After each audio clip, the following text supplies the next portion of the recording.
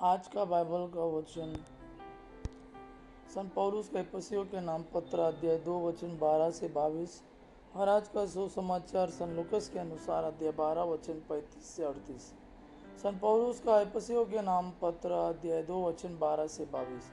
आप याद रखिए कि पहले आप मसीह से अलग थे, इजराइल के समुदाय के बाहर थे, विधान की प्रतिज्ञाओं से अपरिचित और इस संसार में आशा और ईश्वर से रहित थे।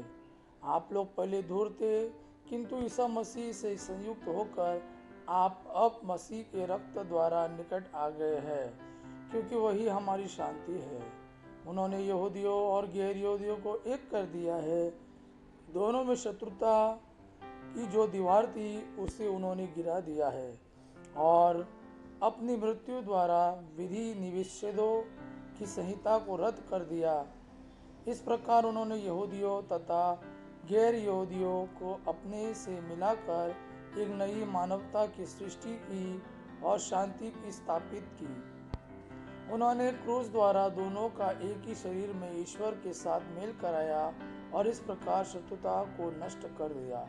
तब उन्होंने आकर दोनों को शांति का संदेश सुनाया, आप लोगों को जो दूर थे और उन लोगों को जो निकट थे, क्योंकि उनके द्वारा हम दोनों एक ही आत्मा से प्रेरित होकर पिता के पास पहुंच सकते हैं। आप लोग अब परदेसी या प्रवासी नहीं रहे, बल्कि संतों के सहनागरिक तथा ईश्वर के घराने के सदस्य बन गए हैं। आप लोगों का निर्माण भवन के रूप में हुआ है, जो प्रेरितों तथा नबियों की नींव पर खड़ा है और जिसका कोने का पत्थर स्वयं ईसा मसीह है।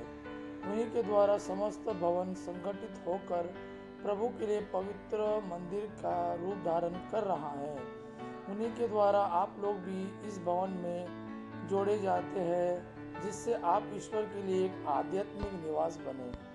आज का सुसमाचार संत लूकस के अनुसार अध्याय 12 वचन 35 से 38। तुम्हारी कमर कसी रहे और तुम्हारे दीपक जलते रहे।